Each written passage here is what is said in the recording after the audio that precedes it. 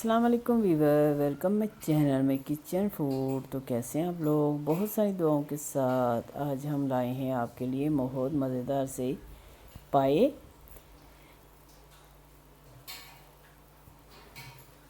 بہت ہی اچھی خوشبو آ رہی ہے اور بہت مزے کے بنتے ہیں۔ چلیں بسم اللہ پڑھ کے شروع کرتے ہیں۔ سب سے دیکھیں، ہم نے یہ پائی لی ہے، اسے ہم نے اچھی طرح سے واش کر لیا ہے۔ اس نے بڑے سائز کے پیس بنائے ہیں تو اسے تھوڑا سا ٹائم زیادہ لگے گا کرنے میں۔ اگر چھوٹے سائز کے پیس ہوں تو کم ٹائم لیتے ہیں۔ اب لیں گے ہم پریشر، کیونکہ یہ پریشر میں بنا رہے ہیں، اس سے آپ کی گیس کی بھی بچت ہوگی۔ کوشش کیا کریں گرم پانی میں اسے واش کریں تو وہ بہت اچھی طرح سے صاف ہو جاتے ہیں، اور پھر اسے ٹھنڈے پانی سے دھو لیں۔ ابھی ہم اس میں زیادہ مسالے شامل نہیں کریں گے، بہت ہی کم مسالے شامل کریں گے۔ ہمارے پاس ہے نمک، ہلدی، گرم مسالہ ثابت والا اور لہسن کی کلیاں، یہ شامل کر دیں اس میں۔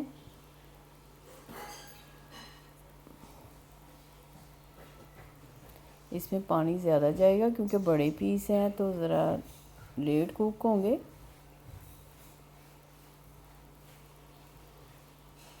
پانی اور جائے گا اس میں،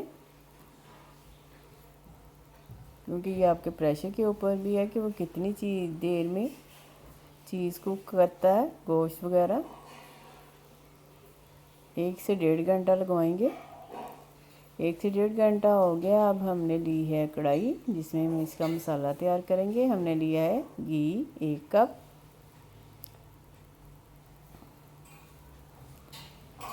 اس میں ڈالی ہمیں لہسن کی کلیاں اور زیرہ، سفید زیرہ لے لیں 1 اسپون۔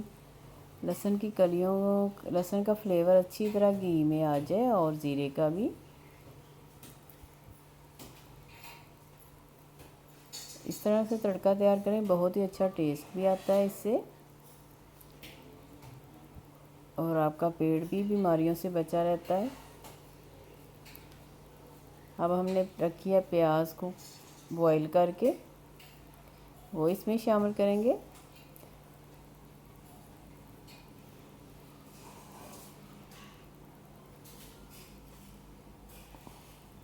درمیانے سائز کی پیاز لے لیں، 6 سے 7 پیاز ہمیں بوائل کی تھی،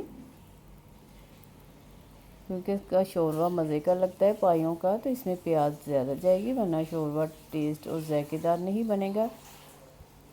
اب اس میں شامل کریں گے ہم مسالے۔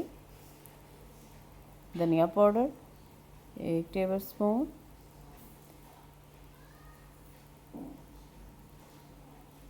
نمک ہم نے اس میں بھی شامل کیا تھا تو آپ نمک حسب ذائقہ شامل کریں، پھر بھی ہم نے 2 ٹی اسپون نمک شامل کر دیا اس میں۔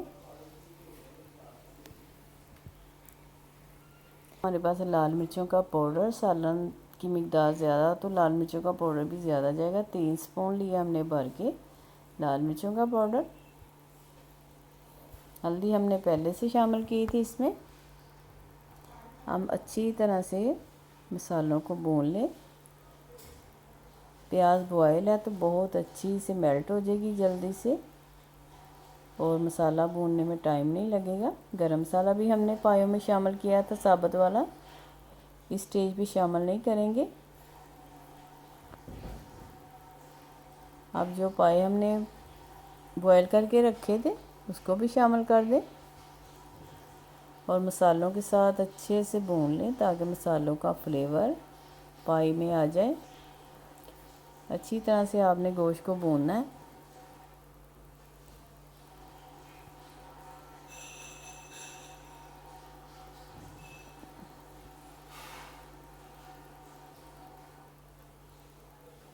جب تک آئل نہ چھوڑ دے آپ گوشت کو بھونتے رہیں۔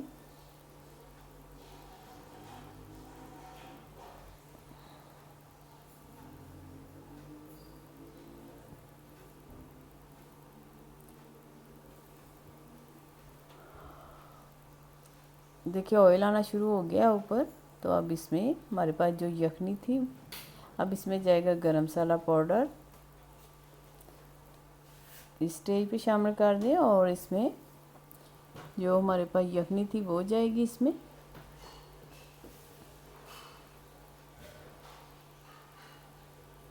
पाँच से 10 मिनट हो गए हमें भूनते हुए। आपने यहाँ इसी स्टेज पे अच्छी तरह से गोश्त को भूनना है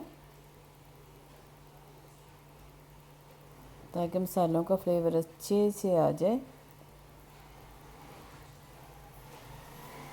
अगर पानी ड्राई हो गया हो जब वो हमने बॉयल किए थे तो दूसरा पानी भी शामिल कर सकते हैं, लेकिन हमारे पास थोड़ी सी यखनी बच गई थी वो शामिल करेंगे।